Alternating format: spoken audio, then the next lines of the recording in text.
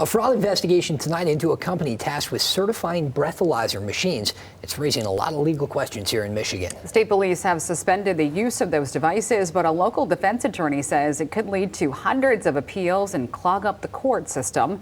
Annie Satowski live in the newsroom with more on what he had to say. Annie?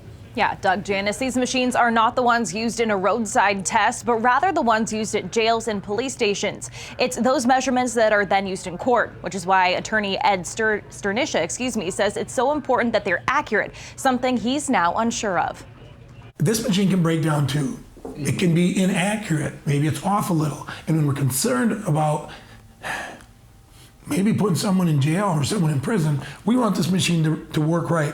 Defense attorney Ed Sternisha talking about the growing concerns surrounding the breathalyzer machines used by jails and police stations statewide. The Datamaster DMT could help determine the fate of an alleged drunk driver, which is why Michigan State Police are responsible for regularly checking their accuracy. They hired that company to go around to the 200 and something places where these are to do these, because every 120 days, it's in the administrative rules, it must be checked. Intoximeters, an independent contractor, was hired to handle that task. But after some performance issues, state police started digging deeper, announcing Monday they're suspending the use of the Datamasters as they investigate possible fraud. I had a couple reactions because first I thought, oh my gosh, this is going to be huge. This is going to clog the courts. Then I thought, what about my clients? MSP says they have found discrepancies in the certification records, including the possibility of some of them may have been falsified.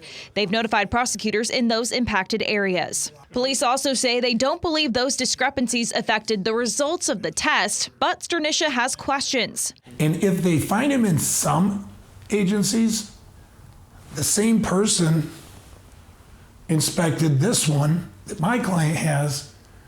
Even if they say, well, that one was done right.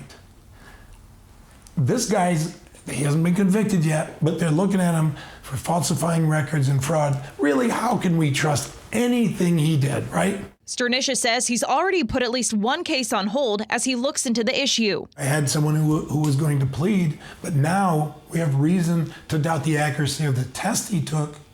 And so I now have to go through and investigate to find out, really, do we have an issue here? But he's more concerned about the people already convicted. This is going to be across the entire state of Michigan.